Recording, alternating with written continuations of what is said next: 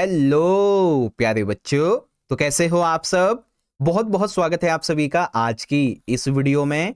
और प्यारे बच्चों, आज की ये एक स्पेशल और हाईली मोस्ट डिमांडेड वीडियो, या फिर यूं कहें बच्चों कि आज का हमारा ये 1 घंटे का महा एपिसोड। जी हाँ बच्चों, 1 घंटे की स्पेशल वीडियो क्लास 12th का आपका इंग्लिश का जो सब्जेक्ट है ना, इंग्लिश कोर का, इसी के बोर्ड के एग्जाम के लिए। जी हाँ बच्चों, जैसा कि आप सभी को पता है कि कल यानी कि 12 मार्च 2026 को आपका इंग्लिश का जो बोर्ड का एग्जाम है, सीबीएसई बोर्ड का एग्जाम, ये होने वाला है ना।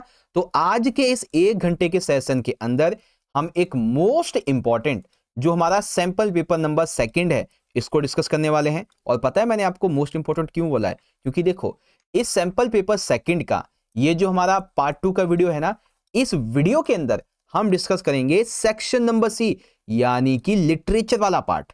और इस लिटरेचर वाले पार्ट के अंदर आपकी जो दोनों बुक्स है ना, इन दोनों ही बुक्स के हम डिस्कस करेंगे बच्चों मोस्ट इंपॉर्टेंट, सिलेक्टेड, रिपीटेड और फ्रीक्वेंटली आस्क्ड क्वेश्चन के बारे में, जो ज्यादातर एग्जाम में रिपीट होते ही होते हैं। हमने पिछले 10 साल के पीवाईक्यू से चुन चुन के क्वेश्चंस आपके लिए यहां पे लिए हैं।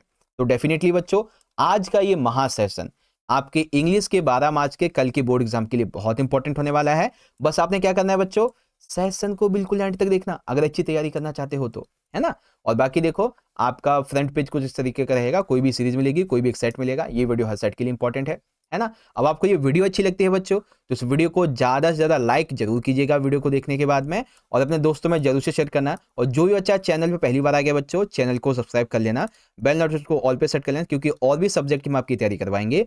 और साथ ही साथ बच्चों, इस वीडियो पे लाइक का एवं बहुत छोटा सा रखते हैं, 1599। तो जितने भी बच्चे इस वीडियो को देख रहे हैं, इस वीडियो को ज्यादा से लाइक कीजिएगा, मुझे पूरा भरोसा आप लाइक टारगेट पूरा करवा देंगे। ठीक है, तो चलो बच्चों स्टार्ट करते हैं। और हाँ, आप सभी बच्चों को आपका जो पेपर होने वाला है, बोर्ड का एग्जाम होने वाला है, इसके लिए मेरी तरफ से आप सभी बच्चों को wish you very very all the best आपके एग्जाम के लिए एडवांस में। ठीक है, तो चलो बच्चों स्टार्ट करते हैं सैंपल पेपर 2 के पार्ट 2 की वीडियो को। तैयार हो बच्चों? तो चलिए शुरू करते हैं। अब जो हमारा स्टार्ट होगा वो मेन पार्ट यहां से होगा सेक्शन नंबर से, यानी कि लिटरेचर वाला। ठीक है, 40 मार्क्स से क्वेश्चन है बच्चों, जिसमें से आपका जैसे क्वेश्चन नंबर 7 है तो 3 एमसीक्यू इसमें है। ठीक है, क्वेश्चन नंबर 6 में भी आपके 2 एमसीक्यू है, मतलब क्वेश्चन नंबर 8। फिर क्वेश्चन नंबर 9 में भी आपके 3 एमसीक्यू, अराउंड आपके 8 से 9 क्वेश्चन एमसीक्यू। और सबसे बढ़िया बात पता है क्या है, कि आपको ये जो क्वेश्चन नंबर 6 है, क्वेश्चन नंबर सॉरी 6 बार बार बोल देता हूं मैं, बेसिकली क्वेश्चन नंबर 7, 8 एंड 9, ये सभी जो क्वेश्चन है इसमें आपको एक एक चॉइस मिलेगी पूरी की पूरी, यानी कि पूरे क्वेश्चन की चॉइस मिलेगी, जिसमें आपके 6 पार्ट दे रखे हैं, पूरा पूरा चॉइस मिलेगा। ठीक है, इसीलिए देखिए यहाँ पे लिखा हुआ है क्वेश्चन 7 में कि attempt any one of two extract, एक 7 पॉइंट ए दिया हुआ है। ठीक है, फिर आपको यहाँ पे एक 7 पॉइंट बी मिल जाएगा इस तरीके। ठीक है ना, तो ये सारी चीजें। और हाँ, एक चीज और, कहीं मैं पिछली बार की तरह बीच में भूल ना जाऊं, इसीलिए मैं आपको अभी कह देता हूँ कि आप सभी को आपके इंग्लिश के प्री बोर्ड के एग्जाम के लिए हमारी तरफ से, मेरी तरफ से, हमारे चैनल की टीम की तरफ से आप सभी को इंग्लिश सब्जेक्ट के लिए ऑल द बेस्ट। सभी बच्चे अच्छे से अपना एग्जाम करके आइएगा, हमने आपकी बहुत अच्छे से तैयारी भी करवाई है, और अभी एक और वीडियो के माध्यम से हम और अच्छे से तैयारी करेंगे। ठीक है बच्चों, आप सभी को ऑल द बेस्ट आपके पेपर की। चलिए, तो थोड़ा सा ध्यान दे लेते हैं यहाँ पे। क्वेश्चन नंबर 7 रहेगा आपके सामने कि attempt any one of two extract given, दो में से आपको कोई एक करना होगा 6।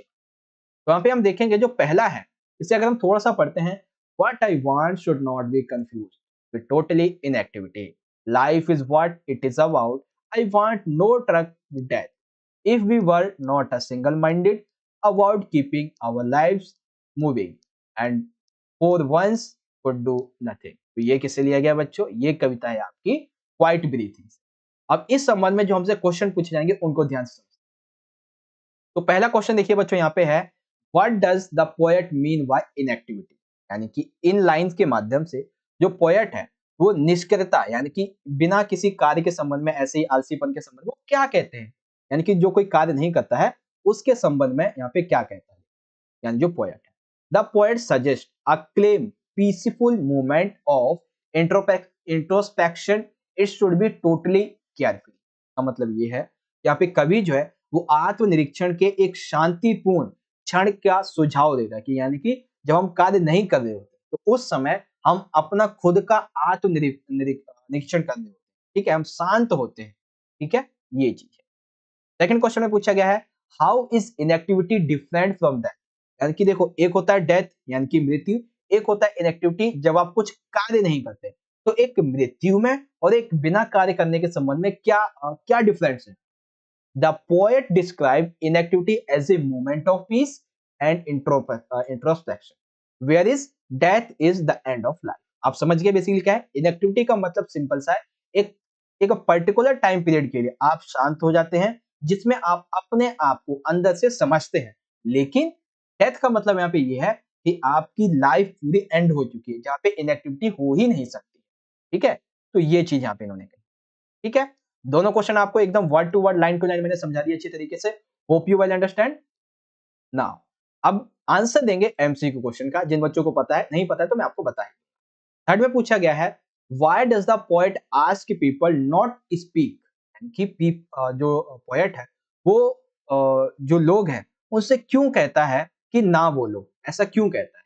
बिकॉज इट क्रिएट्स बैरियर्स और obstacles in the form of misunderstanding amongst people, यानी कि वो इसलिए कहता है कि हमें नहीं बोलना चाहिए क्योंकि इससे क्या होता है, ये लोगों के बीच में गलतफहमी पैदा कर देता है। हम ज्यादा बोलते हैं, बाधाएं उत्पन्न कर देता है, ठीक है, परेशानियां उत्पन्न कर देता है, इसीलिए हमें ज्यादा नहीं बोलना चाहिए। चौथा question, what is the rhythm, या फिर रिदम नहीं बेसिकली राइमिंग है, rhyming speech scheme use in this poem, इस पोएम में किस राइमिंग स्कीम को यहाँ पे यूज किया गया?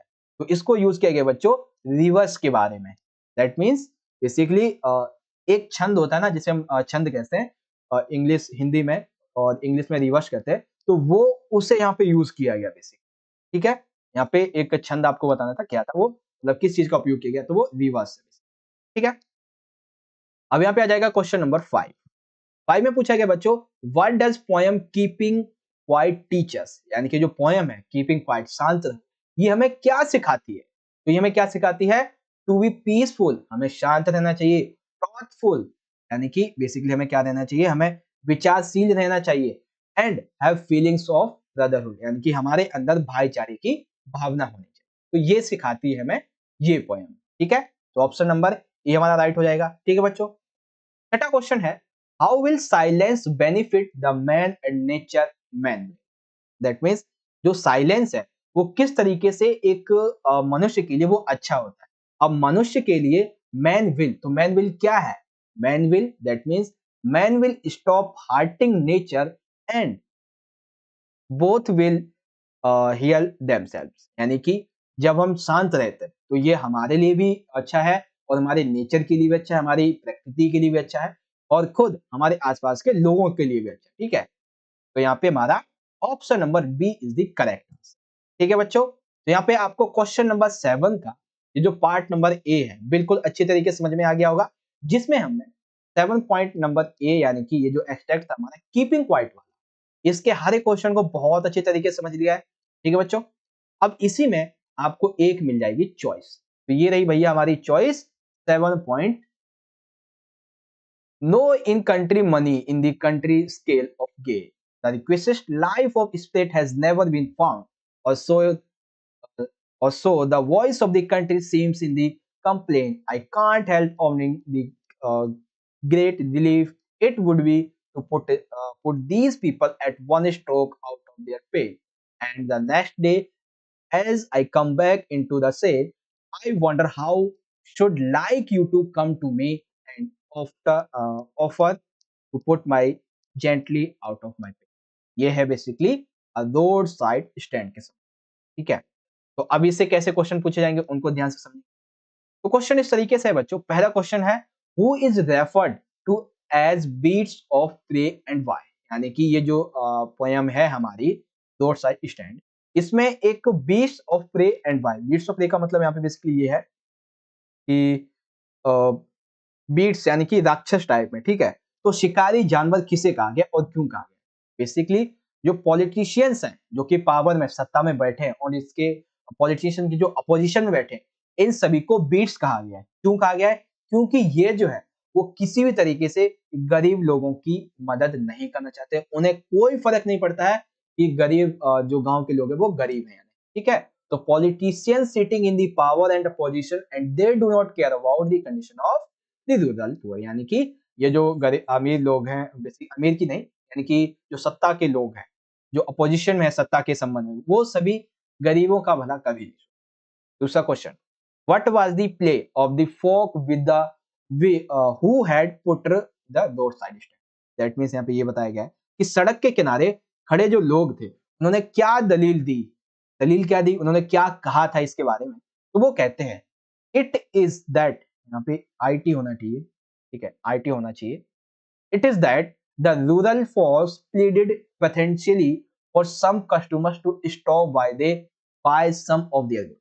यानी कि सड़क के किनारे खड़े जो ग्रामीण लोग थे उनका ये कहना था कि ये जो ग्रामीण लोगों ने कुछ ग्राहकों से उनके पास रुकने के लिए और कुछ सामान खरीदने के लिए दयनीय रूप में अनुरोध किया है, उनसे अनुरोध किया कि आप यहाँ पे रुको, और मतलब जो भी वहाँ पे पुट किया गया है, ठीक है, रोड स्टैंड के संबंध में, तो वहाँ पे ये इसलिए पुट किया गया ताकि जो लोग हैं यहाँ पे रुकें और उनसे सामान खरीदें, ठीक है। तो ये चीज थी। तो बेसिक सा कॉन्सेप्ट इस क्वेश्चन का भी आपका क्लियर हो गया होगा। अब यहाँ पे हम बात करेंगे एमसीक्यू क्वेश्चन, तो आंसर करें सभी बच्चे। क्वेश्चन थर्ड है, द काउंट्री मनी या फिर country money contextually hulls refers to. का मतलब ये है कि यहाँ पे जो कंट्री मनी है वो किस रूप में प्रासंगिक है और वो दर्शाती है। तो ये दर्शाती है basically Mears income earn by the country side people. That means जो ग्रामीण इलाकों के लोग हैं उनके द्वारा प्राप्त की जाने वाली कम आय, कम मनी जो है उसके बारे में यहाँ पे दर्शाता है कंट्री मनी इस संबंध, ठीक है। आगे चलें। अब क्वेश्चन नंबर 4 जो है इसमें आपको कुछ वर्ड्स दिए गए, इसको समझना है और क्वेश्चन के संबंध में। तो क्वेश्चन है, pick the option that mentions elements justifying monetary aspects as the request lift of spread.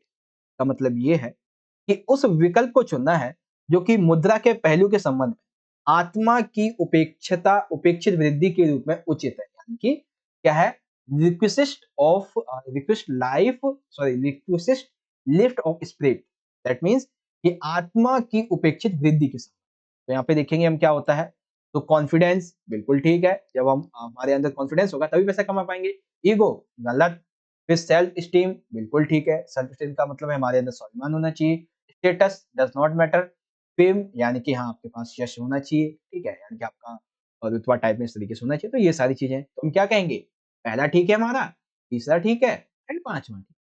इस संबंध में हम कौन सा ऑप्शन चूज करेंगे बच्चों, very good, option number D, पहला तीसरा और पांचवा। ओके बच्चों, okay.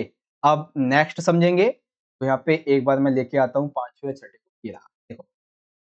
What do the urban rich feel about the S and N sign that have been painted wrong? That means कि गलत तरीके से वहां पे जो S और जो आइन साइन थे, S और N जो साइन थे, संकेत थे, वो बेसिकली शहरी अमीर को क्या महसूस कराते थे, ठीक है, कैसा महसूस कराते थे, सिंपैथेटिक, यानी कि सहानुभूति वाला महसूस कराते, ठीक है। छठा क्वेश्चन है, the passers by find the sign articles but the landscape.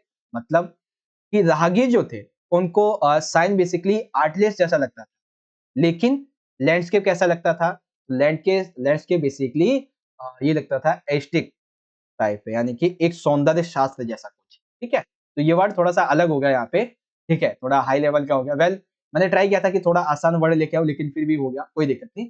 Well I hope आपको ये क्वेश्चन नंबर 7 का पार्ट नंबर बी भी अच्छे समझ में आ गया होगा, ठीक है, जो कि आपका रोड साइड स्टैंड से लिया गया, ठीक है बच्चों। और बाकी एक चीज और मैं आपको दिखाता हूँ कि इससे पहले जो मैंने एक पेपर डाला था, ठीक है, उसमें मैंने आपको बताया था कि आपका जो दूसरा वाला था, जिसमें एक पोयम थी आपकी 8 जेनिफर टाइगर के संबंध में, इससे संबंधित मैंने आपको एमसीक्यू बताए थे। ये आपने देखी है वीडियो तो बहुत अच्छी बात है, नहीं देखी है तो इसका भी लिंक आपको यहाँ पे आई बटन में दे दूंगा, आप जाके जरूर देख लीजिए, ठीक है। इससे आपकी और भी जो अनदर इंपॉर्टेंट क्वेश्चन आंसर है उसकी भी तैयारी हो जाएगी, क्योंकि कई बार बच्चे कहते हैं ना कि सर जी आप एक और पेपर डाल दो, तो इसीलिए ये स्पेशली उन्हीं बच्चों के लिए जो ज्यादा प्रैक्टिस करते हैं, ठीक है। और है भी, करे भी क्यों ना, क्योंकि अच्छे से प्रैक्टिस करोगे तो अच्छे मार्क्स आएंगे भाई आपके, सिंपल है। अब क्वेश्चन नंबर 8 जो है ये है बेसिकली आपकी जो सेकंड बुक है विस्तास वाली, उसके संबंध में एक एक मार्क्स के 4 इससे एमसीक्यू आपसे पूछे जाएंगे। इसमें भी 2 एब्स्ट्रैक्ट आपके होने वाले। पहला एब्स्ट्रैक्ट है आपका, जैसे ये आप ये देख सकते हैं, मिस्टर लैम और डेयरी के बीच में यहाँ पे बातें चल रही हैं, और ये आपका कौन सा चैप्टर है? चैप्टर है on the face of it के बारे में, ठीक है। तो यहाँ पे क्या हो रहा है, इसमें मिस्टर लैम और डेयरी के बीच में वार्तालाप चल रहा है। तो आइए एक एक करके क्वेश्चन को समझेंगे। तो इसमें आपके 2 क्वेश्चन होंगे, कैसे?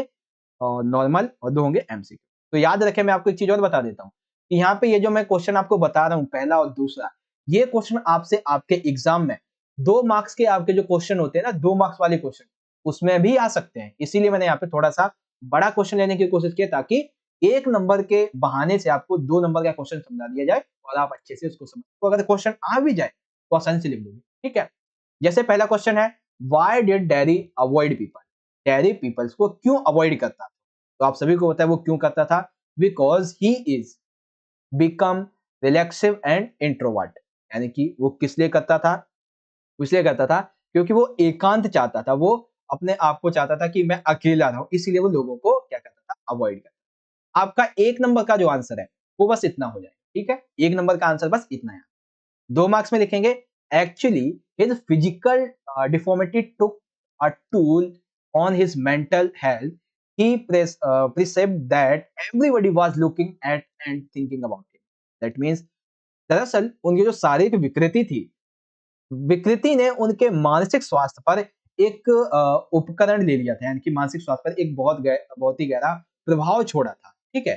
इसीलिए क्या हो रहा था, वो जहाँ पे भी जाते हैं तो हमेशा जो भी लोग उन्हें देखते तो हमेशा उनके बारे में सोचते रहते, इसीलिए वो क्या करते कि हम भाई अकेले ही रहे, ठीक है। तो ये चीज है। 1 मार्क्स में आपको 1 लाइन लिखनी है, 2 मार्क्स में आपको पूरा आंसर, ठीक है। समझा दिया मैंने। Second, how does Mr Lamb influence dairy?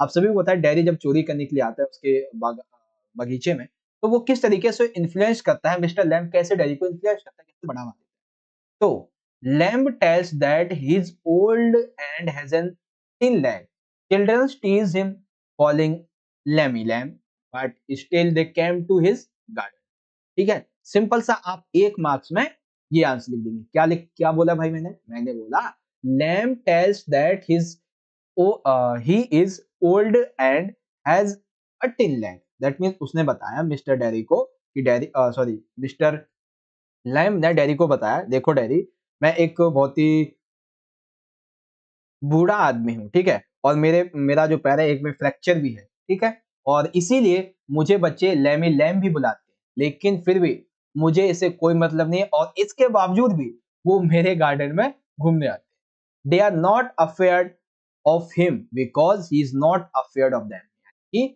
They are not afraid of him, यानी कि वो मुझसे नहीं डरते हैं, ठीक है, और ना ही मैं उनसे डरता।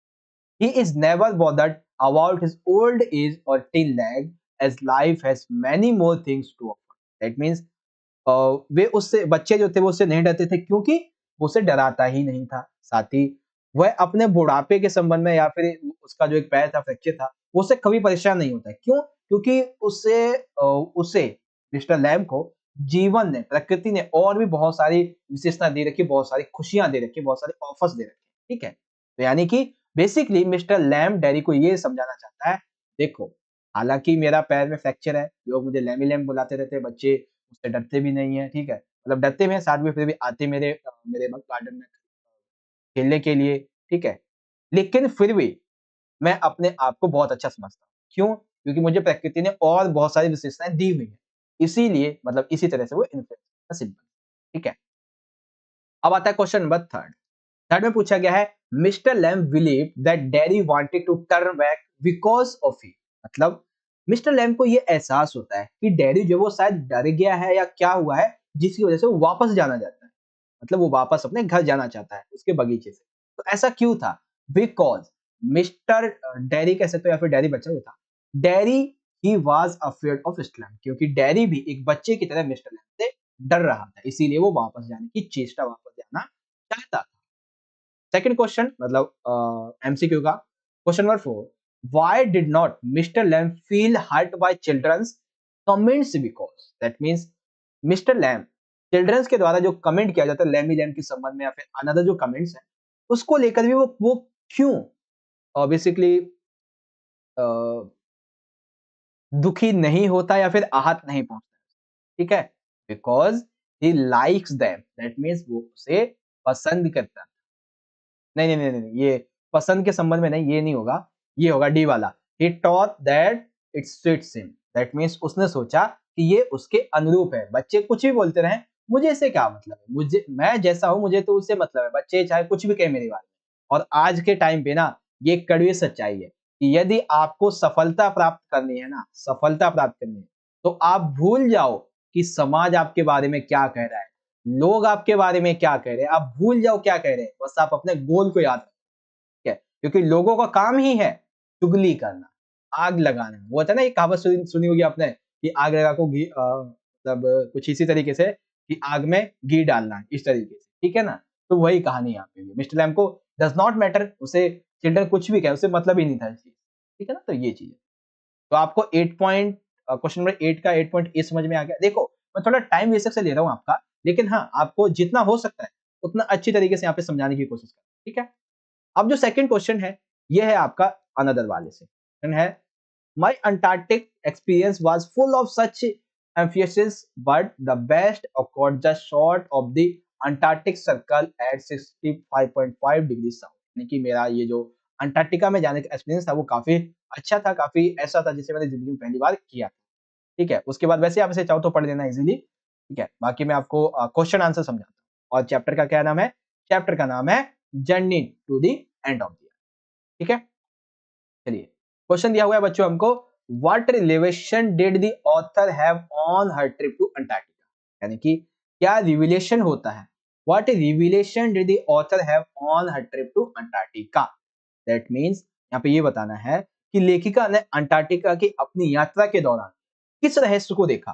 तो वो देखती है, the author on his trip to Antarctica saw the beauty of balance on our planet and realize that everything in the world is interconnected. That means लेखक ने अंटार्कटिका की अपनी इस यात्रा पे देखा कि हमारी जो पृथ्वी ग्रह है, इस पे कितनी सारी सुंदरता है। जहां पे लोग रहते हैं और जहां पे नहीं भी रहते, वहां पे अलग अलग तरह की सुंदरता है। दुनिया में सब कुछ एक दूसरे से जुड़ा हुआ है, ठीक?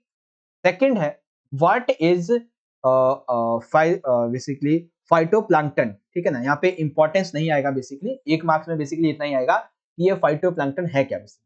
तो ये kelp are unicellular organism living in the southern ocean, यानी कि ये एक बेसिकली क्या ऑर्गेनिज्म है जो कि साउथर्न ओशियन के बिल्कुल तल में रहता है, काई की तरह होता है, ठीक है? तो ये चीज है। आई होप आपको समझ में आ गए होंगे दोनों क्वेश्चन। अब यहाँ पे बात करते हैं इसके एमसीक्यू। क्वेश्चन नंबर 3 दिया हुआ है बच्चों, why has the author called her journey as journey to end of the earth? वो क्यों कहता है ये जो मेरी जर्नी है वो इस धरती के बेसिकली पृथ्वी के अंत तक की यात्रा कहती है। क्यों कहती है? Because he is process 9 times zones, उसने बहुत 9 तरह के जोन्स पार किए, 6 चेक पॉइंट्स उसने पार किए, 3 वाटर बॉडीज पार की, मैनी इकोस्फियर्स एंड रीच देयर, क्योंकि उसने बहुत सारी दिक्कतें उठाई, बहुत तरीके उसने पार करने के बाद में तब वो पहुंची। इसलिए वो ऑथर कहती है, तिसानी जोशी कहती हैं, ये जो मेरी जर्नी है अंटार्कटिका की, ये journey to end of the, ठीक? फिर आता है यहाँ पे फोर्थ क्वेश्चन। फोर्थ में पूछा गया है, what is the climate like in Antarctica? What is the climate like in Antarctica? तो यहाँ पे कोल्डेस्ट भी होता है, ड्राइस्ट भी होती है, एरिड भी होती है, all of the above. Basically ठंडा भी होता है, शुष्क भी होता है, बहुत ठंडी हवाएं भी चल रही होती है, सभी होता है। That means option number D हमारा राइट है, ठीक है बच्चों? तो इस तरीके से आपको क्वेश्चन नंबर 8 का कि ये जो पार्ट नंबर बी है, hope you well understand and I hope आपको समझ में आया। देखो, आधा घंटा हो गया, एक क्वेश्चन, अब 2 क्वेश्चन अभी हमने समझे, आधा घंटा तो नहीं, 25 मिनट हो गए, ठीक है? 2 क्वेश्चन अभी तक हमने समझे हैं। वेल, आगे बढ़ते हैं। क्वेश्चन नंबर 9 का एब्स्ट्रैक्ट आप यहाँ से देख सकते हो बेसिकली, ठीक है? इजी वे में, अभी मैं आपको समझा भी देता हूँ, ठीक? यहाँ पे देखेंगे, व्हाट वाज दी, बेसिकली ये जो है एब्स्ट्रैक्ट, ये लिया गया है आपकी इंडिगो वाली किताब से, ठीक है? इंडिगो वाली किताब से एक एक करके समझेंगे। क्वेश्चन है, देखो याद रखें कि यहाँ पे अभी मैं आपको जो 2 क्वेश्चन समझाऊंगा, ठीक है? एक ये पहला वाला और ये दूसरा वाला, ये आपसे अलग से 2 मार्क्स में एब्स्ट्रैक्ट करके पूछे जा सकते हैं अलग से, ठीक है ना? तो याद रखें, ये क्वेश्चन मैं आपको ऐसे बताऊंगा, 2 मार्क्स में आ जाएगा तो भी आप इजीली लिखोगे, पूरे मार्क्स में, ठीक है? क्वेश्चन है, what was the main problem of sharecroppers in the Champaran? That means हमें ये बताना है कि चंपारण में जो बटाईदार या जो बड़े किसान थे, इनकी सबसे बड़ी समस्या क्या थी? समस्या क्या थी ये समझेंगे। The land was divided into large states that were owned by the Englishman. That means वो जो एरिया था चंपारण का, वो कुछ एरिया को क्या किया था इन अंग्रेजों ने, बांट दिया था, बड़ी-बड़ी भूसंपदाओं में बांट दिया जहां पे अंग्रेजों का स्वामित्व, ठीक है। The chief commercial crop was Indigo. That means मुख्य रूप से यहाँ पे किस लिए विभाजित किया गया था, ताकि नील की खेती की जा सके, इंडिगो की खेती की जा सके। The landlord forced all the tenants to plant 15% of their holdings with indigo and surrender the entire indigo harvest as rent. This was done by a long-term contract. That means जमींदार ने सभी काश्तकार वगैरह को मजबूर किया कि वे अपनी जो जोत है, अपने जो खेत है, उनका कम से कम 15% नील के साथ बोएं, ठीक है। 15% नील का उपयोग उगाएं और उस नील का पूरी की पूरी फसल जो है वो उसे छोड़ दें, वो जो इंग्लिशमैन है वो लेके चले, ठीक है। और ये बेसिकली एक लंबे समय तक किया जाए। तो इसी चीज को देखते हुए जो शेयर क्रॉपर्स थे वो महात्मा गांधी से मदद मांगने के लिए गए। बेसिकली वो जो व्यक्ति था राजीव कुमार शुक्ला, उसकी बात, ठीक है। तो याद रखें, वैसे तो आपका जो ये जो क्वेश्चन नंबर 9 आएगा, इसमें इतने बड़े क्वेश्चन नहीं होंगे, आपको एक लाइन में आंसर देना होगा, जैसे इसका आप एक लाइन में आंसर दे सकते हैं, ठीक है। लेकिन अगर ये क्वेश्चन आपसे पूछ लिया जाए 2 मार्क्स में, तब आप कैसे लिखेंगे, तो इसीलिए मैंने आपको यहीं पे समझा, ठीक है। तो आप याद रखें कि इस पेपर से बहुत से क्वेश्चन आएंगे आपके साथ। Second question, how did Gandhi ji react after receiving someone to appear in the court of the next day? यानी कि गांधी जी का क्या रिएक्शन होता है जब उन्हें अगले दिन अदालत में पेश होने के लिए ऑर्डर मिलता है। तो क्या रिएक्शन होता है भाई? तो रिएक्शन भैया ऐसा होता है कि Gandhi ji received a summons to appear in the court but disobeyed the order. ये गांधी जी को जो बेसिकली एक नोटिस मिलता है कि आपको कल कोर्ट में पेश होना है, लेकिन वो उसको नहीं मानते, वो डिसअवॉइड कर देते हैं, नहीं मानते। He remained awake all the night. That means वो क्या करते हैं गांधी जी, वह रात भर जागते रहते हैं। He telegraphed Rajendra Prasad to came from Bihar with influential friends. That means वो क्या करते हैं, उन्हें राजेंद्र प्रसाद को प्रभावशाली मित्रों के साथ में बिहार आने के लिए एक टेलीग्राफ किया। He sent instruction to the आश्रम, उन्होंने अपने आश्रम में कुछ इंस्ट्रक्शंस भेजे। He wired a full report to Bioxy. That means उसने महात्मा गांधी जी ने एक पूरी की पूरी रिपोर्ट बनाई कि कैसे हम यहाँ पे कुछ तरीके के बदलाव ले सकते हैं, ठीक है। ये क्वेश्चन आपसे 2 मार्क्स में पूछा जाएगा, तो सेम आप एज इट इज ये आंसर लिख देंगे दोनों के दोनों, ठीक है बच्चों। देखिए, कई बच्चे कहेंगे सर जी फिर से आपने टाइम ले लिया। देखो मैं आपको एकदम एक-एक पॉइंट समझा रहा हूँ अच्छी तरीके से, याद रखें। तीसरा क्वेश्चन है, the officials felt powerless because. जो ऑफिसर्स थे, ठीक है, इंग्लिशमैन जो थे, वो क्यों अपने आप को बेसिकली शक्तिहीन मान रहे थे, यानी कि वो अपने क्यों ऐसा मान रहे थे कि उनकी पावर नहीं है। वो ये इसलिए मान रहे थे because the crowd was listening only to Gandhi, क्योंकि भीड़ केवल और केवल गांधी जी को सुन रही थी। चौथा चौथा क्वेश्चन है, द डिमॉन्स्ट्रेशन प्रूव्ड दैट, यानी कि डिमॉन्स्ट्रेशन जो है, डिमॉन्स्ट्रेशन का बेसिकली मतलब यहाँ पे ये है कि प्रदर्शन, ठीक है। प्रदर्शन ने यहाँ पे क्या साबित किया? तो भैया प्रदर्शन यहाँ पे ये साबित करता है, policies of the British has failed. ब्रिटिशों ने जो अपनी पॉलिसीज अपनाई हैं वो सभी की सभी फेल हो चुकी हैं। ये दर्शाता है ये धरना प्रदर्शन, ठीक। आगे आ जाता है पांचवा question.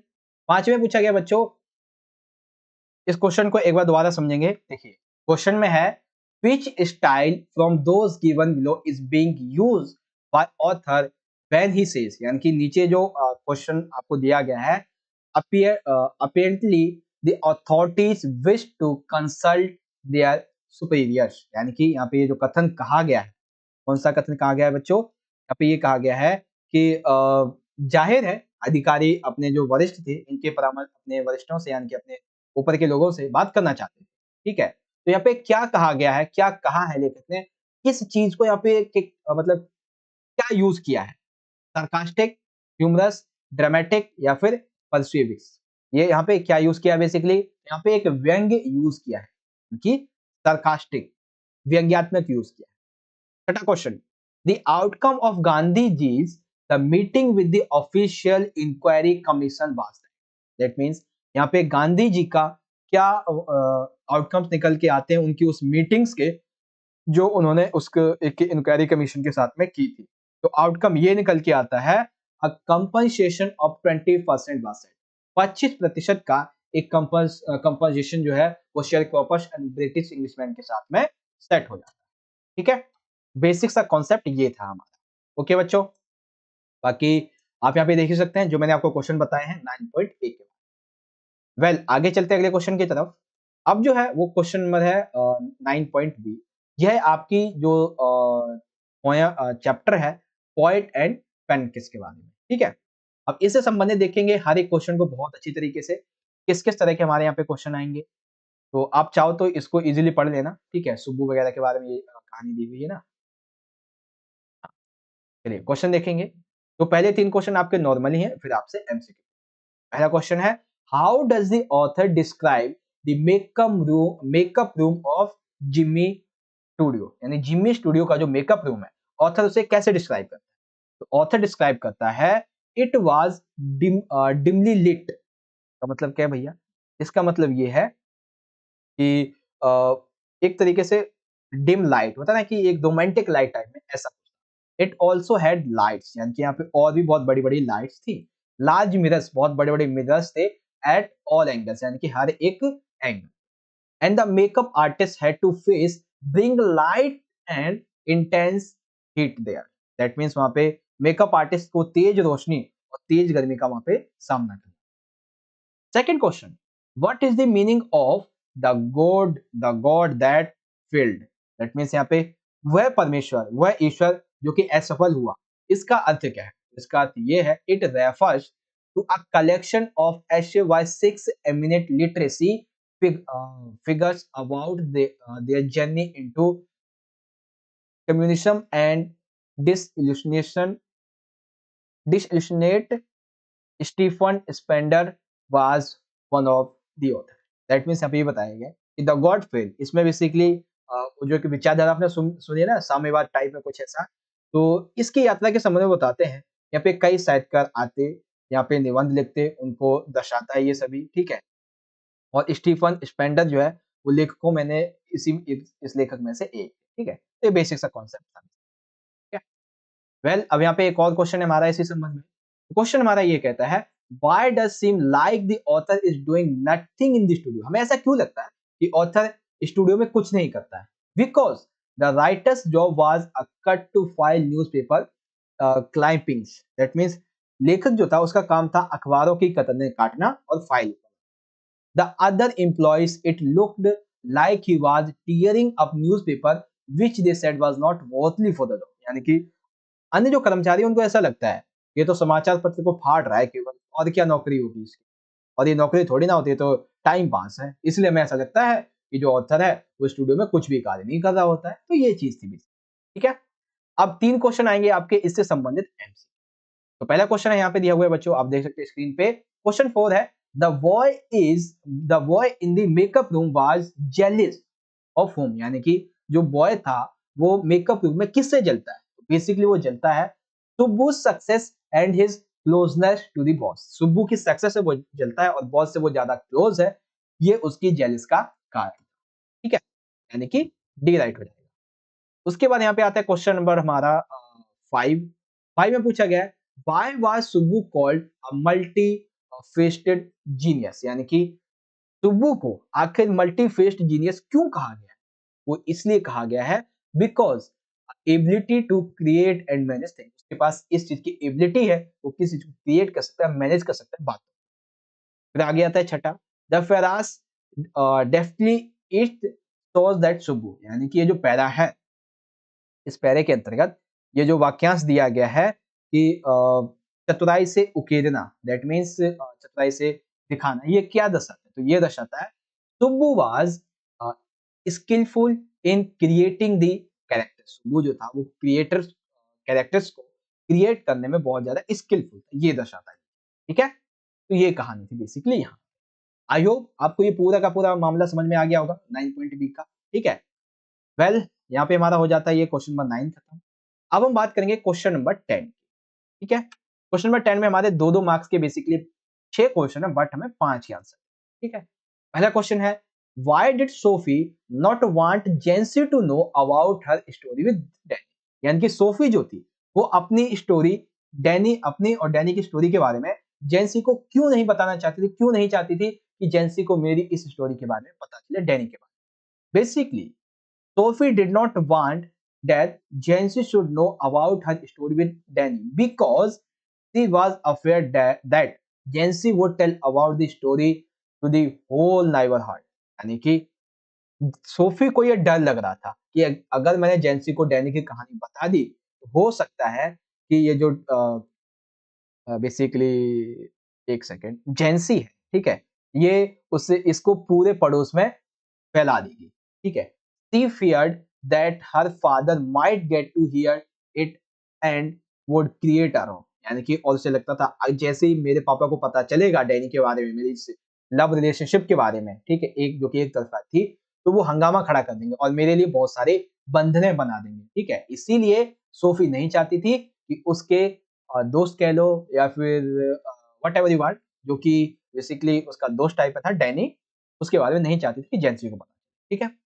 Second question, why had M Hamel put on his fine Sunday clothes, यानी कि एम हेमल जो था, ठीक है, आप सभी को पता है इस पेपर के बारे चैप्टर के बारे में, एम हेमल ने रविवार के अच्छे कपड़े क्यों पहने थे उस दिन जिस दिन ऑर्डर आता है। तो क्यों पहने थे भाई, वो इसलिए पहने थे because of after the order from Berlin, Berlin से जो ऑर्डर आया था वो क्या था, that only German would be taught in the schools and not French, ठीक है। दैट मीन्स कि अब से केवल और केवल जर्मन ही पढ़ाई जाएगी, फ्रेंच नहीं पढ़ाई जाएगी, ठीक है। M Hamel knew that it was his last French lesson, M Hamel को ये पता था आज ये मेरा फ्रेंच लैंग्वेज में मेरी क्लास में सबसे आखिरी लेसन है। It was honor of the last lesson that he had put on his fine Sunday clothes, which he put on inspection and prize distribution। इसीलिए आज उसने वो कपड़े पहने जो कभी स्कूल में एनुअल फंक्शन वगैरह, कोई प्राइज का डिस्ट्रीब्यूशन वगैरह करना होता था, प्रतियोगिता वगैरह का, उसके लिए पहनता था। कोई इंस्पेक्शन करना है, कोई अगर सेलिब्रिटी बेसिकली कोई एजुकेशनिस्ट वगैरह आ रहे हैं तो उस टाइम पे वो जो पहनते थे, इसीलिए पहना, क्योंकि आज उनका जो दिन है वो उनसे बहुत ज्यादा कई बड़ा दिन था, क्योंकि आज उनकी जो मातृ लैंग्वेज थी वो अब वहां पे नहीं पढ़ाई जाएगी, ठीक है ना, ये चीज थी, इसीलिए उन्होंने वो इंपॉर्टेंट कपड़े पहने, ठीक है। अगला क्वेश्चन देखिए, क्वेश्चन नंबर थर्ड। थर्ड थोड़ा ट्रिकी क्वेश्चन है। Why do you think Aunt Jennifer created animals that are so different from her own character. Aunt Jennifer जो भी वुल्स के माध्यम से, वुल्स के मतलब जो सिरोही और ऊन जो होता है ना, उसके माध्यम से वो जो जानवर बना रहे थे वो उसके कैरेक्टर से थोड़े अलग थे। What might the poet be suggesting through this difference? क्या समझाना चाहता है पोएट इसके माध्यम से कि उसके द्वारा बनाए गए एनिमल अलग है और उसका character. Explain in the context Aunt Jennifer's time. आइए समझेंगे बेसिकली क्या कहना चाहते हैं। तो Aunt Jennifer's is vulnerable and fearful individual who has been settled by the constraints of marriage her whole life। यानी कि यहाँ पे ये बताया गया है कि आंट जेनिफर जो थी वो एक कमजोर और एक डरी हुई महिला थी, ठीक है, जो अपने पूरे जीवन में शादी की बाधाओं से, शादी के बंधनों से घिरी हुई थी। And the animal she is making in her panels are very different, अलग थे। She is brave and is not afraid of man, जो कि बेसिकली पैनल के द्वारा जो भी जानवर बनाए जा रहे थे वो बहुत अलग थे। वह बहुत ही बहादुर होते थे, वो पुरुषों से नहीं डरते थे। They are symbols of power, वो पावर का सिंबल थे, वो फायरनेस का सिंबल थे, वे सुंदरता का सिंबल थे, यानी कि शक्ति का, पावर का, उग्रता का, क्रूरता का प्रतीक थे, ठीक है। They present Aunt Jennifer supposed desire to be hold on fearless, that means वे बेसिकली आंट जेनिफर की निर्भीकता को, आंट जेनिफर के ना डरने की इच्छा को दर्शा रहे। The poet wants to emphasize the spirit and desire for freedom which is innate in all human beings। That means ये जो यहाँ पे चीज देखी आपने, यहाँ पे कवि जो है वो स्वतंत्रता की भावना और इच्छा पर जोर देते हुए कहता है कि सभी मनुष्य जन्मजात हैं और सभी को अपनी स्वतंत्रता लेने का, स्वतंत्र जीवन का अधिकार, ठीक है। तो अब आप समझ गए कि आखिर आंट जेनिफर का कैरेक्टर और उसके जो द्वारा बनाए गए जानवर थे उनका कैरेक्टर कैसे different, okay. Now question number fourth की बात करेंगे। फोर्थ क्वेश्चन है, एक second, What do you understand by the expression thumbprints on his white spine? का मतलब ये है कि आपको इससे क्या पता चलता है कि श्वास नली पर अंगूठे के निशान से आप कह सकते हैं, ठीक है? वैसे यहाँ पे चैप्टर का नाम नहीं दिया है, नाम होना चाहिए था यहाँ पे चैप्टर का, ठीक है? पहले मैं आपको समझाता हूँ कैसे आंसर लिखेंगे। तो डी है हमारा, हाँ, यहाँ से लिखेंगे। आंसर कुछ इस तरीके से लिखेंगे हम बच्चों कि the thumbprint on their trachea is an expression used by celebrities because they often feel that they have been hunted down through interviews. That means यहाँ पे ये बताया गया है इस डे के बारे में कि श्वास नली पर उसके अंगूठे का निशान मशहूर हस्तियों के द्वारा इस्तेमाल किए जाने वाली अभिव्यक्ति को दर्शाता है क्योंकि उन्हें अक्सर ये लगता रहता है कि जब भी हम इंटरव्यू वगैरह देने के लिए जाते हैं तो क्या होता है हम इंटरव्यू के माध्यम से उन बड़े बड़े लोगों का शिकार हो जाते हैं। Saul Bellow was interviewed on serial occasions what he always felt uncomfortable during the interview and described the interview as a thumbprints on his TH.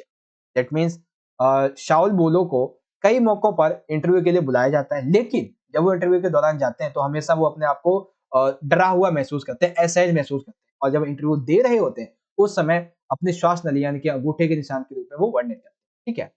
According to him, इसके अनुसार the interview was an attack on his him as a person, यानी कि interview जो है वो basically उसे ऐसा लगता है कि कोई व्यक्ति उस पर अटैक करने के लिए interviewers create so much tension and pressure that the person who is being interviewed, यानी कि इंटरव्यूअर जो है जो भी हमारा इंटरव्यू लेते हैं किसी जॉब के लिए जब भी हम जाते हैं हमें पता है कि वो हमारे ऊपर प्रेशर डालने की कोशिश करते हैं, ठीक है? तो वो ये यहाँ पे वही कहा जाता है suffocates and thus feels as if the interviewer has put his thumbprints on his white cloth. Basically उसका दम घुटने लगता है इसकी वजह से, ठीक है? और जैसे इंटरव्यू लेने वाले ने अपनी सांस की नली पर अंगूठे के निशान लगा दिए हो, ऐसा कुछ है, ठीक है? बेसिकली ये एक बेसिक सा कॉन्सेप्ट है। आई होप आप यहाँ पे समझ गए होंगे इस क्वेश्चन के आंसर को इजीली। ओके बच्चों? वेल, अब हम बात करेंगे क्वेश्चन नंबर 5 की। 5 में हमसे पूछा गया है why is poet's mother compare to the late winter's moon, यानी कि माय मदर एट 66 के संबंध में आपको इसको समझाना है। आइए समझेंगे कैसे? देखिए, The poet's mother has been compared the late winter moon because क्यों? क्योंकि winter like old age, जैसा winter जो है हमें लगता है कि पुराना हो चुका है, is a time of inactivity, जब winter कोई मतलब winter में क्या होता है हम ज्यादा काम नहीं करते। Winter reminds us the approaching end of the year. Winter हमें बताता है कि इस साल का अब अंत होने वाला है। लाइक अभी दिसंबर में आपकी प्रीबोर्ड एग्जाम है, तुम्हें पता है अब ये साल ठंडी बहुत ज्यादा बढ़ती जा रही है, विंटर अपने हाई पीक पे है तो ठंडी भी बढ़ेगी और सिंपल सी बात है, तो ये हमें क्या दर्शा रहा है कि अब साल का अंत होने वाला है लेकिन एक नए साल की शुरुआत भी होने वाली है। सिमिलरली देखी गई उसकी माता। Old age reminds us about the approaching and, यानी कि ह्यूमन लाइफ के संबंध में ये जो ज्यादा एज है वो क्या दर्शाती है कि ह्यूमन लाइफ अब एंड होने वाली है। In old age a man goes pay like death, यानी कि इस बेसिकली बूढ़े जब उम्र ज्यादा हो जाती है तो इस समय ऐसा लगता है कि अब वो जो व्यक्ति है वो जो भी बूढ़ा हो चुका है वो मरने वाला है, ठीक है? Moon in late winter's look pale white, ठीक है? इस तरीके, तो ये चीज थी, सिंपल सा है, ठीक है ना? आई होप आपको ये समझ में आ गया होगा कि किस तरह से पोएट की मदर का यहाँ पे कैसे कंपेयर किया जाता है इसके बारे में, ठीक है बच्चों? Hope you well understand. अब इसी में अगला क्वेश्चन सबसे आखिरी क्वेश्चन है हमारा 2 मार्क्स का। क्वेश्चन है how did instructor build a swimmer out of Douglas, यानी कि कैसे इंस्ट्रक्टर ने डगलस को स्विमर बनाया, क्या कहानी थी उसकी ये समझो। तो लिखेंगे इस तरीके से the instructor build a swimmer out of Douglas piece by piece, यानी कि स्टेप बाय स्टेप कह सकते हैं, piece by piece. For 3 months, he held him high on a rope attached to his belt, यानी कि वो क्या करता था यहाँ पे इंस्ट्रक्टर जो था वो डगलस के बेसिकली एक तैराक के रूप में वो बनाना चाहता था, ठीक है? डगलस को तो 3 महीने तक उसने उसे एक बेल्ट के माध्यम से रस्सी पर ऊंचा रखा, मतलब उसे पकड़ाए रखा और फिर स्विमिंग कराई। Douglas practice it moving back and fourth across the pool, यानी कि डगलस जो था फिर उसे पूल में आगे पीछे चलाने का अभ्यास कराया गया। Then he was taught to put his face under water and exhale, then raise his nose and inhale. That means उसे बताया गया कि जब आपको आप जो है वाटर में अंदर जाएं तो आपको क्या करना है, एक्सहेल करना है, यानी कि अपनी जो सांस है उसको क्या करना है, रोकना है। एंड जब आप ऊपर आए तो आपकी सांस को छोड़ना है, ठीक है। Next, the instructor told him to kick with his leg. फिर आपको क्या करना है, आपको अपने पैर जो है वो चलाने हैं। फाइनली हिज लेग्स रिलैक्स्ड, और उसके बाद उसके डगलस के जो पैर होते हैं वो रिलैक्स हो जाते हैं। And now he can swim, ठीक है ना। तो इस तरीके से एक स्विमर ने उसे स्विम करना सिखा दिया, ठीक है। एक इंस्ट्रक्टर ने उसे स्विम करना सिखा दिया, ठीक है बच्चों। तो ये बेसिक सा कॉन्सेप्ट आपको समझ में आ गया इजी में। वेल, ये हमारे 2-2 मार्क्स के बेसिकली 5 क्वेश्चन थे, ठीक है। और अराउंड 10 से 15 मिनट में मैंने आपको अच्छी तरीके से समझाया, ठीक है। आगे चलते हैं अगले क्वेश्चन की तरफ। तो क्वेश्चन नंबर 11 देखिए। 11 में आपकी जो सेकंड बुक है विस्तार, इसके संबंध में आपके 3 क्वेश्चन पूछे जाएंगे 2-2 मार्क्स के, but you have to answer only any 2। Okay okay, तो देखते हैं कौन सा अब आएगा हमारा, ठीक है। देखिए पहला क्वेश्चन है, how did Bama first come to know of the social discrimination faced by the people of her community. का मतलब ये है कि बामा को पहली बार कब बामा को पहली बार अपने समुदाय के लोगों के द्वारा सामना किए जाने वाले किस सामाजिक भेदभाव के बारे में पता चला, ठीक है। वो कौन सा सामाजिक भेदभाव था, आइए समझेंगे। एकदम सिंपल सा and to the point answer की बात करें। She saw an elder carrying a small pocket by its string without क्या है, touching it। एक सेकंड, इसका मतलब क्या होगा? इसका मतलब है कि उसने एक बुजुर्ग को बिना छुए एक पैकेट को उसके तार से ले जाते देखा। यानी कि वो एक पैकेट लेने आया एक बुजुर्ग, और वो एक तार से लेके गया। The elder went straight to the landlord, यानी कि जमींदार के प्रति या बड़े किसान के प्रति वो एकदम सीधा खड़ा रहा। He walked low and extended the packet towards him, यानी कि वो बड़ा ही सीधे तरीके से जमींदार के पास में खड़ा रहा। उसने झुककर पैकेट को अपनी ओर बढ़ाया, ठीक है। द लैंडलॉर्ड ओपन, मतलब लैंडलॉर्ड की ओर बढ़ाया। The landlord open it and state eating, यानी कि उसने उसे खोला और उसने खाना शुरू कर दिया। She was amused to see the incidents, वो इस घटना को देख के बहुत ही चकरा गई। On reaching home, जब वो घर पहुंची, she narrated the incidents to her elder brother Anna, यानी कि उसने फिर अपने बड़े ब्रदर एल्डर अन्नान के बारे में एक इंसिडेंस लिखा। But her brother was not amused, यानी कि बेसिकली उसका जो बड़ा भाई था वो इससे खुश नहीं था। He explained that the man was from a low caste, the landlord was from the upper caste। देखिए यहाँ पे बताया गया है कि जो बड़ी कास्ट का लैंडलॉर्ड था उसके सामने छोटी कास्ट का वो जो बूढ़ा आदमी था वो बेसिकली झुका था। Everybody believed that they would be polluted if they are touched by the low caste people। That means सभी को ये पता है कि यदि ये छोटी कास्ट के लोगों ने हमें छुआ, हमें पकड़ा, तो हम क्या होंगे, पॉल्यूटेड, यानी कि हम प्रदूषित, यानी कि हम दूषित हो जाएंगे, हमारा धर्म भ्रष्ट हो जाएगा। ये कौन समझाता है? जो बामा होती है उसका बड़ा भाई अन्ना, ठीक है। सिंपल सा। तो ये इंसिडेंस था जब उसे पता चलता है कि भैया कास्ट सिस्टम क्या है। ओके बच्चों, देन सेकंड क्वेश्चन दिया हुआ है हमारा, how did the Maharajas get more tigers to kill then he had killed all the tigers in his kingdom. बहुत बच्चों को इसका आंसर पता होगा और बहुत आसानी से आप कर भी लेंगे। फिर भी मैं आपको थोड़ा सा बता देता हूं कि lift with no another alternatives, king thought the getting married into a royal family. कि जब उसके खुद के किंगडम में टाइगर्स नहीं बसते तो उसने तय किया कि मैं एक ऐसे किंगडम की क्वीन के साथ में मैरिज करूंगा, शादी करूंगा कि जिसके किंगडम में, राज्य में, क्षेत्र में ज्यादा से ज्यादा टाइगर्स, ठीक है। His criteria for selecting a prize was only that his laws state should have sufficient number of tigers. Finally, he found his desired match. उसे एक ऐसा मिल जाता है। He pushed his 1 point program of meeting the tally of the 100 tiger, और इसी के माध्यम से वो 100वीं टाइगर तक पहुंच जाता, मार देते, ठीक है। लेकिन आप सभी को पता है लास्ट की जो कहानी वो उसे मार नहीं पाता है ना, तो ये कहानी, ठीक है। तो ये हमारा बी वाला पार्ट हो गया सिंपल सा। अब जो है वो आता है हमारा पार्ट नंबर सी। अब पार्ट नंबर सी में जो क्वेश्चन है वो भी आप ऑलरेडी कर चुके होंगे। Do you think that the third level was a medium of escape for Charlie? Why? यानी कि हमें क्या बताना है यहाँ पे कि वो जो तीसरा लेवल था बेसिकली, क्या आपको लगता है कि वो जो तीसरा स्तर था वो चार्ली के लिए भागने का माध्यम था? ऐसा क्यों? Yes, I think the third level was a medium escape for Charlie.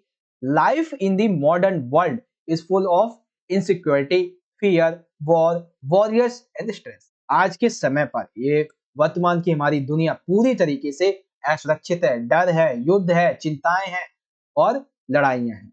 Man has to confront them all the time. आदमी को हमेशा अपने आप को ये डर लगा रहता है कि कब उसके साथ क्या हो जाएगा. बेसिकली यहाँ पे जो कन्फ्रंट है इसका मतलब बेसिकली इतना आता है कि क्या वर्ड है, कॉन्सेंट. अच्छा, इसका मतलब ये बेसिकली हर समय से चुनौतियों का सामना करना. ठीक है. The realities of life make living quite unpleasant and even unbelievable. That means मनुष्य को हर समय उन चिंताओं का सामना करना पड़ता है, जीवन की कठोर वास्तविकताएं, कठोर जो भी चीजें उनसे उसको सामना करना पड़ता है. So he want to escape into wishful world, यानी कि वो इसीलिए इस इच्छाधारी दुनिया से भागना चाहता था जहां पे लोग हमेशा एक दूसरे को मारने काटने पर गिरगिट की तरह रंग बदलने को तैयार होते हैं. Charlie talks to his psychiatrist friend about the third level to the grand general station. That means उसने बताया कि जो तीसरा स्तर है वो एक ग्रैंड सेंट्रल स्टेशन पर है. ठीक है. के बाद his friend calls it a walking dream with fulfilment. That means वो इससे बताता है कि चलते फिरते सपनों की इसे हम इच्छा पूर्ति कहते हैं, तीसरे स्तर. Charlie possesses an escapist tendency, even his stamp collecting as temporary refuge from reality. That means यहाँ तक कि उनका डाक टिकट संग्रह भी वास्तविकता से अस्थायी तरीके से आश्रय हो चुका था, लेकिन फिर भी हम ये कह सकते हैं ये जो थर्ड लेवल था वो उसके लिए एक मीडियम स्केप था, से स्केप कर. ठीक है. तीनों क्वेश्चन हो गए. जहां तक मुझे लगता है क्वेश्चन थर्ड में आपको थोड़ी दिक्कत आई होगी, पहले आप दोबारा समझेंगे तो समझ जाएंगे. ठीक है. अब यहाँ पे आता है क्वेश्चन नंबर 12. ये क्वेश्चन बेसिकली आपका 5 मार्क्स का है. ये आपकी फर्स्ट बुक फ्लेमिंगो के संबंध में, दोनों में से आपको कोई एक का. क्वेश्चन है, is Saheb happy working at test mall, explain the significance of the lost spring. यानी कि दो क्वेश्चन को मिला दिया है बेसिकली. ठीक है. देखा क्या खेल खेला है, दो क्वेश्चन मिला दिए एक ही साथ. पहला आंसर पढ़ेंगे, सिंपल सिंपल सा answer. Saheb is not happy working at tea stall. Saheb चाय की दुकान में काम करते समय अपने आप को अच्छा नहीं समझता, वो खुश नहीं था बेसिकली चाय के बगैर. Even thought he has paid more and given his meals. That means जबकि उससे अधिक वेतन और समय पे भोजन दिया जाए, but he is no longer his own master. यानी कि वो बेसिकली अब अपना स्वामी नहीं था. The tea steel canister seemed to be heavier than the plastic. Basically अब उसका वो जो स्टील का कनस्तर था ना, चाय वाला केतली जो होती है, वो उसे प्लास्टिक की थैले से बहुत ज्यादा भारी. ठीक है. सेकंड क्वेश्चन को जिसमें ऐड किया गया है कि लोस्ट स्प्रिंग के सिग्निफिकेंस समझाइए. बेसिकली आपको उसका मतलब समझाना है, बेसिकली उसको आपकी यहाँ पे विशेषता समझाना. ठीक है. तो क्या क्या है भाई, सबसे पहली है spring. Spring is the session of optimism and hope. यानी कि ये जो बसंत होती है ये एक आशा का, नई आशा का, जागृति का, हर्षोल्लास का समय होता है. ठीक है. इट सिंबलाइज लाइफ, यानी कि वो हमारे जीवन को दर्शाता है. But unfortunately millions of children in our country waste their childhood in rag picking and another hazards. यानी कि इस स्प्रिंग के टाइम पर भी बहुत सारे लाखों की संख्या में बच्चे ऐसे हैं जो कि कूड़ा करकट बीनने में और कूड़ा चुनने में, रैग पिकिंग में अपना जीवन गुजारते हैं. उन्हें चाइल्डहुड का मतलब ही नहीं पता. The joys of childhood, the vibrance of spring in lost either in the garbage or in dingy cells with the fences. That means कि बचपन की जो खुशियां होती हैं, जो वसंत होता है, वो जो आशा की नई किरण होती है, हर्षोल्लास होता है, वो सभी क्या होते हैं, या तो कचरे में या तो भट्टी जो होती है उसमें काम करते करते निकल जाते हैं. ठीक. उसके बाद the grinding poverty and tradition condemn these children to a life exploitation. That means ये जो तेजी से गरीबी फैल रही है, गरीबी जितनी ज्यादा है, अशिक्षा जो फैली हुई है, जो परंपराएं फैली हुई हैं, इसकी वजह से बच्चों का शोषण और ज्यादा यहाँ पे देखा गया. ठीक. They see very little hope of escaping from their impoverished life and misery deprivation. That means इसके अलावा उनके दिमाग को सुन्न करने वाले वर्षों के संबंध में, मतलब जब उनका दिमाग ऐसा होता है कि वो किसी भी चीज को सीख सकते हैं, उस समय उनको केवल और केवल क्या सपने दिखाए जाते हैं इस बस बेसिकली क्या करना है, कूड़ा बीनना है, बाकी सबने मार दो। वो बहुत ज्यादा दुखी होते हैं, ठीक है। Moreover years of mind numbing to have killed an initiative and their ability to dream, they are entangled in a spiral that moves from poverty to apathy, to greed and into injustice. That means वो एक तरीके से सांप का bill type में होता है ना, रेल की पटरी जैसे आपने होता है ना कि उलझ जाते, तो वैसे ये यहाँ पे भी इनको बताया, ठीक है ना। तो ये है बेसिकली चैप्टर का बेसिक सा कॉन्सेप्ट, द लोस्ट स्प्रिंग के बारे में, ठीक है। आई होप आपको ये पूरा का पूरा क्वेश्चन बहुत अच्छे तरीके से समझ में आया होगा, ठीक है। वेल, अब हम यहाँ पे बात करेंगे सेकंड क्वेश्चन की। तो सेकंड क्वेश्चन में हमसे पूछा गया बच्चों, describe how the story the red trap shows the basic human goodness can be brought out by understanding the law. That means हमें क्या समझाना है? मैं ये समझाना है, ये जो कहानी है red trap, the red trap, ये हमें कैसे दर्शाती है कि एक समझ, एक होता है ना कि मानसिकता और एक प्रेम, ये दोनों एक दूसरे से जुड़े हुए हैं, ठीक है। कैसे बेहतर है ये समझ, ठीक है। देखो बेसिक सा मैंने सिंपल सिंपल सा आंसर लिखा है, टू द पॉइंट आंसर लिखा है मैंने, ठीक है। टू द पॉइंट आंसर करने की बात करेंगे।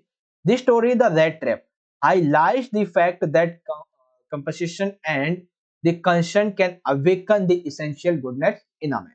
That means यहाँ पे ये बताया गया है कि कहानी जो है द रेड ट्रैप, वो इस तथ्य पे हमें प्रकाश डालती है, हमें ये समझाती है कि हमारे मन की चिंता, हमारे मन की जो दया है, वो कितनी आवश्यक है एक अच्छाई को जगाने के लिए। The peddler who had been resorting to begging and they every all the time never bothered to clear his identify before the Iron Master too. But इसका मतलब ये है कि हर समय जो पैडलर बेसिकली जो बेसिकली भीख मांगता रहता था, चोरी करता रहता था, ठीक है, और कई बार तो कुछ बेचने का काम भी करता था, ठीक है।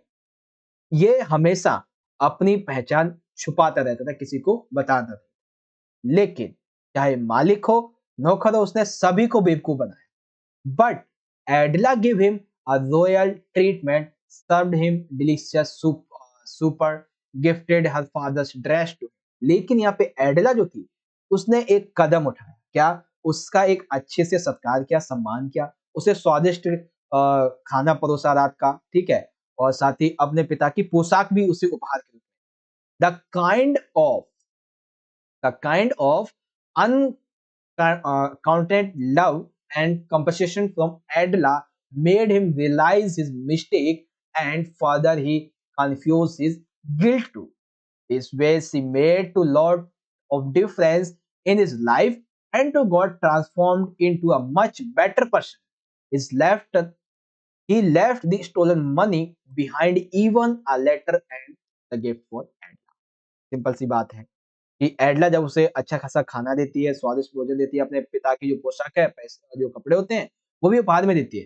तो इससे क्या होता है कि एडला बिना किसी शर्त के ये सारे अपना प्यार, करुणा, अपना अच्छा भाव दिखा रही होती है, ठीक है। इसी वजह से जो पेडलर होता है, ठीक है, वो क्या हो जाता है, वो ज्यादा बहुत भावुक हो जाता है, उसके जीवन में एक तरीके से बदलाव आ जाता है, वो एक अच्छा व्यक्ति बनने की ओर प्रदर्शित हो जाता है। उसने जो धन चोरी भी किया था, वो क्या करता है, उसे वापस से वहीं छोड़ जाता है, यहाँ तक कि उसने एडला के लिए उपहार स्वरूप एक पत्र लिखा और एक उपहार भी दिया और एक पत्र भी दिया, और उस पत्र में क्या लिखा था ऐसा कुछ तो नहीं बताया गया है, लेकिन जो पैसे चोरी किए थे वो भी लौटा दिए, और जो और ये बेसिकली हुआ किसकी वजह से, क्योंकि एडला ने एक सम्मान पूर्वक, एक हृदय के अनुसार, एक प्रेमी पूर्वक उसके साथ में व्यवहार किया, ठीक है।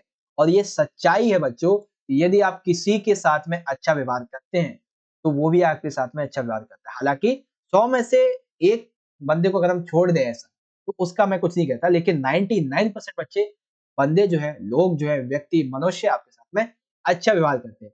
इवन आपने बहुत सारी ऐसी स्टोरीज भी सुनी होंगी जिसमें कई बार होता है ना कि कोई शेर या मनुष्य की जब बेसिकली मुलाकात होती है, कहीं वो कांटा वगैरह उसके पैर में फंसा होता है, वो निकाल देता है, और अगले टाइम पे मिलते हैं तो वो हानि नहीं पहुंचाते, एक दूसरे को याद रखते। तो ये क्या दर्शाता है कि किसी के साथ अच्छाई करोगे आप, तो वो भी आपको हमेशा याद रखेगा। इंसान तो इंसान, इवन जानवर भी इस चीज को याद रखेगा, ठीक है। ओके, तो ये तो एक मोटिवेटिंग स्टोरी होगी वेल। हाँ, क्वेश्चन नंबर 13 की बात करेंगे। ऑलरेडी बच्चों 1 घंटा हमारा कंप्लीट हो गया है, अभी हमें 10 मिनट और लगेंगे, ठीक है। इसको कंप्लीटली समझ।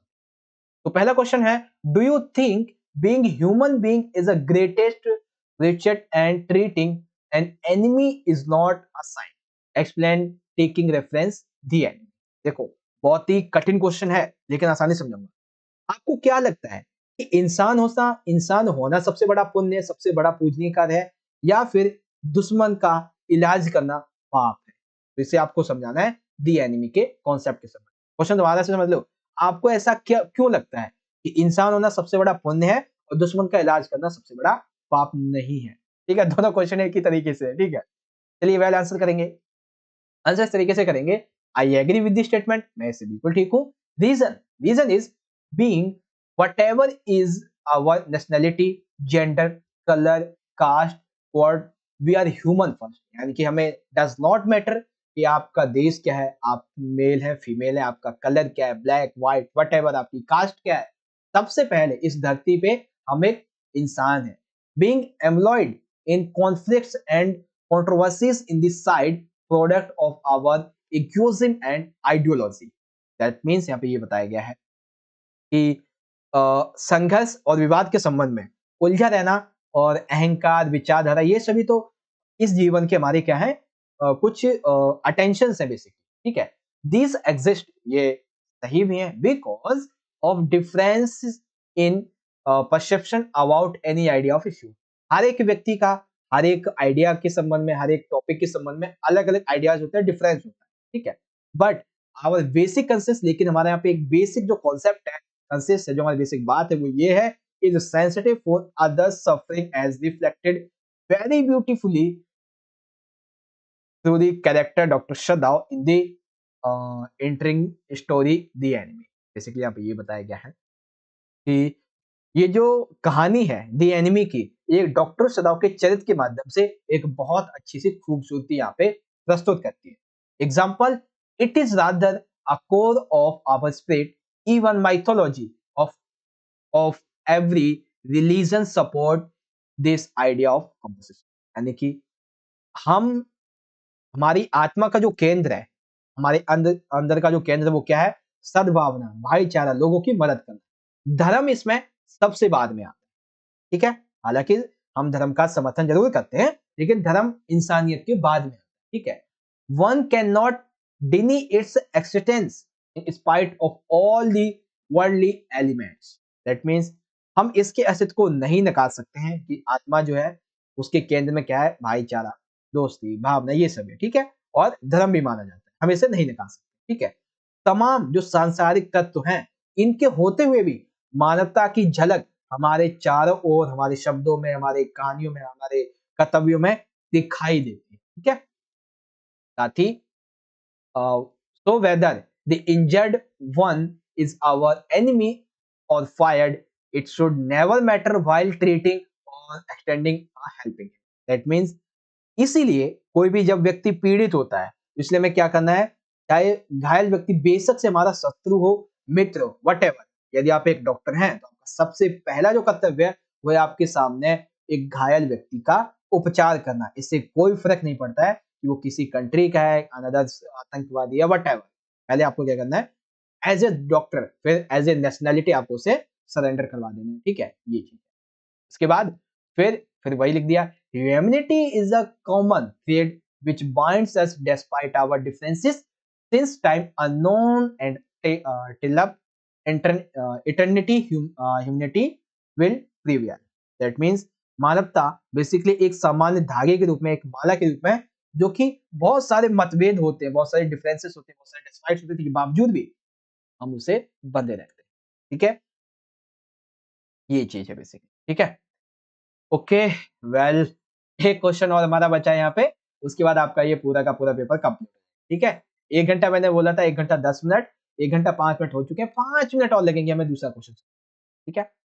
दूसरा क्वेश्चन है, ये आपका जो चैप्टर है 8वां शायद है, ठीक है, मेमोरीज ऑफ चाइल्डहुड, उससे लिया गया है।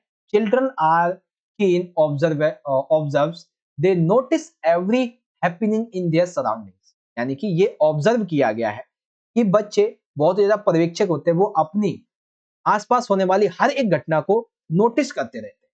Injustice in any from can not escape being unnoticed bye them, यानी कि यदि कुछ भी होता है, अन्याय होता है किसी के द्वारा, तो किसी का ध्यान नहीं जाने से, बेसिकली किसी भी रूप में अन्याय उनके द्वारा किसी का ध्यान नहीं जाने से नहीं बचा सकता। कोई भी अन्याय होगा तो बच्चों का ध्यान तो वहां पे जाएगा। कुछ भी हो बच्चे देखते हैं, उसको देखते हैं। Explain with the references of memories of child. तो मेमोरीज ऑफ द चाइल्डहुड के कॉन्सेप्ट में हमें ये कथन समझाना है कि कुछ भी होता है तो बच्चे अपने आसपास के किसी भी अच्छे से अच्छे, बुरे से बुरे इंसिडेंट्स को हमेशा देखते हैं, उसको एनालिसिस करते रहते हैं। ठीक है, कैसे लिखेंगे आंसर भैया? तो सर जी आंसर ऐसे लिखेंगे, even the slightest action of the elders in their immediate surroundings never go unnoticed by the children। क्या मतलब है सर जी? मतलब भैया इसका ये है, यहां तक कि ये जो चिल्ड्रंस होते हैं ये अपने आसपास के परिवेश में बड़ों की थोड़ी सी जो कार्रवाई होती है बच्चों के द्वारा ध्यान नहीं दी जाती। दैट मीन्स बच्चे जो हैं उसके संबंध में ये आंसर देना है। तो आंसर कैसे लिखेंगे? Even the slightest action the elders in the immediate surroundings never go unnoticed by the children. Simple सा मतलब ये है कि बच्चे जो है वो अपने आसपास के परिवेश में बड़ों की थोड़ी सी भी कार्यवाही बच्चों के द्वारा ध्यान नहीं देते।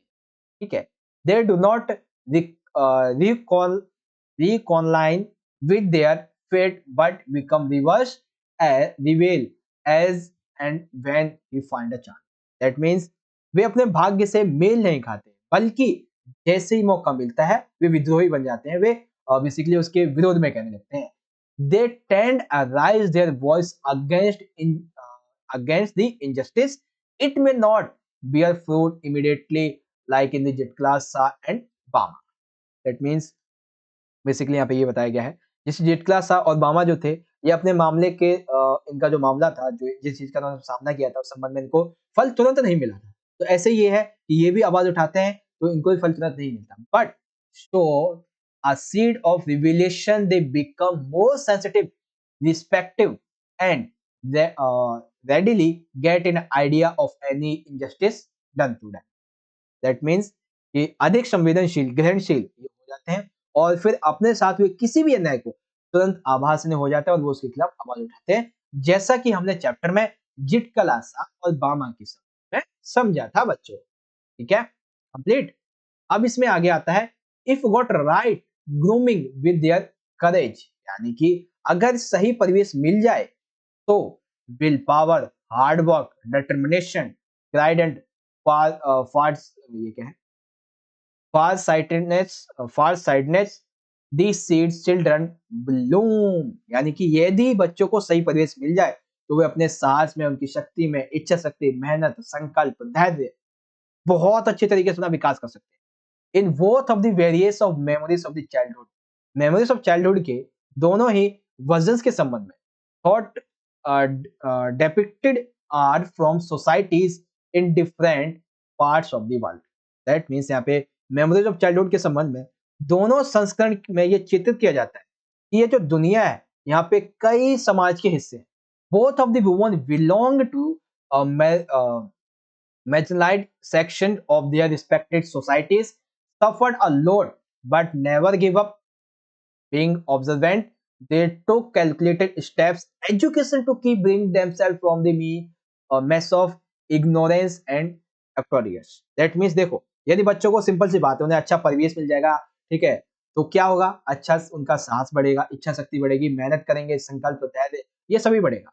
मेमोरीज ऑफ चाइल्डहुड जो है, इसमें दोनों जो आपके संस्करण दिए गए, पार्ट दिए गए, ये हमें क्या दर्शाते हैं कि इस दुनिया में दो तरीके के, मतलब दो नहीं बल्कि बहुत तरीके का समाज है। ठीक है, यहाँ पे जो महिलाएं हैं जिटक्लासा और बामा, इन दोनों ने समाज को देखा कि वो एक हाशिए पे चला गया, वैसे होता ना कि जहाँ पे लोगों के साथ में भेदभाव वगैरह ऐसा व्यवहार किया जाए तो हाशिए पे कहते हैं उसको। ठीक है, यहाँ पे क्या हो सकता है, केवल और केवल लोगों को जागरूक करना, उन्हें अज्ञानता से निकाल के शिक्षा देना, यही चीज इस सोसाइटी को सुधार सकती है, सोसाइटी में होने वाले अत्याचार को सुधार सकती है। सिंपल सा कॉन्सेप्ट ये था। ठीक है, ओके, तो यहाँ पे हमने हमारा ये क्वेश्चन नंबर ये वाला भी समझ लिया बच्चों, ये जो हमारा था क्वेश्चन नंबर 13 इसके बाद। ठीक है, तो आई होप आपका ये कॉन्सेप्ट बहुत अच्छी तरीके से क्लियर हो गया होगा, है ना। अब देखो, अब यहाँ पे जो मैंने एक और आपको पेपर करवाया था उसका भी मैं आपको दिखा देता हूँ कुछ बड़े क्वेश्चन जो ऑलरेडी मैं आपको करवा चुका हूँ। ठीक है, फॉर एग्जाम्पल आप यहाँ पे देख सकते हैं कुछ बड़े क्वेश्चन मैं आपको दिखा देता हूँ ताकि आप इसकी प्रैक्टिस कर लो। मैं आपको समझाऊंगा नहीं इसमें, क्योंकि इसके लिए एक जो पेपर है वो ऑलरेडी मैं आपको समझा चुका हूँ। यहाँ पे आई बटन में लिंक मिल जाएगा, आप देख लेना। बाकी मैं आपको यहाँ पे एक बार बता देता हूँ। ठीक है, जैसे पहला क्वेश्चन देखिए क्या था, Sophie and जेंसी were classmates and friends, दोनों क्लासमेट फ्रेंड्स थी, आप सभी को पता है Sophie and जेंसी। But what were the differences between them that appear in the story going places? Going places में इन दोनों के बीच में क्या क्या, मतलब दोनों के साथ में क्या हुआ, वो जो इन्होंने फेस किया था उसके बारे में लिखना था। ठीक है, तो आंसर आप यहाँ से देख सकते हैं, सिंपल सिंपल सा, ऑलरेडी मैं आपको समझा चुका हूँ, है ना बच्चों? समझ में आ गया होगा जो अगर आपने पार्ट 1 देखा, मतलब दूसरा पेपर देखा है हमारा। ठीक है, सेकंड क्वेश्चन भी इसी तरीके से था कि क्या स्टेप्स उठाए गांधी जी ने जो बेसिकली चंपारण में जो लोग थे उनकी प्रॉब्लम को सुलझाने के लिए। बहुत से स्टेप्स उठाए थे भैया, ये देख लिए सर जी, ये सारे स्टेप उठाए थे, हमने याद कर लिए, पेपर में लिख दिए। ठीक है, अब थर्ड क्वेश्चन भी इसी तरीके से था, 13 बेसिकली, इसमें बामा का एक्सपीरियंस और जिटक्लासा का जो एक्सपीरियंस था वो अलग-अलग कैसे था और उन्होंने क्या-क्या रिएक्शन दिया वो हमें समझाना था। तो हमने इस तरीके से समझा था सर जी, बहुत अच्छे तरीके से। मैं यही कहता हूँ इसीलिए कि आप वीडियोस को देखा कीजिए, बहुत अच्छे से तरीके से आप समझ जाएंगे। ओके, तो इस तरह से प्यारे बच्चों आप सभी ने मेरे साथ मिलकर आज की इस वीडियो में क्लास 12th के अपने इंग्लिश कोर के बोर्ड के एग्जाम के लिए, जो कि आपका कल है 12 मार्च को, इसके एग्जाम के लिए हमारा जो सैंपल पेपर नंबर 2 है, अब इसको यहाँ पे पूरा कर लिया है। और आशा करता हूँ बच्चों कि इस सैंपल पेपर 2 के अंदर हमने आपको सेक्शन सी यानी कि जो लिटरेचर पढ़ाया है, ठीक है, इसमें जितने भी क्वेश्चन बताए हैं उन क्वेश्चंस की आपने अच्छे से प्रैक्टिस कर ली होगी, अच्छे से प्रिपरेशन कर ली होगी, और साथ ही साथ आपका अच्छे से सिलेबस का रिवीजन भी हो गया होगा, है ना। अब एक बार ना आप सारे बच्चे इस वीडियो के कमेंट बॉक्स में आकर मुझे जल्दी से बताओ कि आपकी इस वीडियो के माध्यम से कितनी अच्छी प्रिपरेशन हुई है, प्रैक्टिस कितनी अच्छी हुई है। मैं जानना चाहता हूं कि हम आपके लिए जो इतनी मेहनत कर रहे हैं ना, वो वाकई में रंग ला रही है नहीं। तो एक बार कमेंट करके जल्दी से बताओ, ठीक है। बाकी आप सभी बच्चों को एक बार फिर से एग्जाम के लिए ऑल द बेस्ट। आप सभी को वीडियो अच्छी लगती है बच्चों तो इस वीडियो को प्यारा सा लाइक जरूर कर दीजिएगा एक, और अपने सभी दोस्तों में वीडियो को ज्यादा से ज्यादा शेयर भी कर दीजिएगा, ठीक है। तो चलो बच्चों, मिलते हैं आपसे अगले सेशन में किसी नई वीडियो के साथ में। तब तक के लिए आप पढ़ते रहिए, ख्याल रखिएगा अपना बच्चों। बहुत बहुत धन्यवाद एक बार फिर से, ऑल द बेस्ट आपके एग्जाम के लिए। जय हिंद, जय भारत, वंदे मातरम।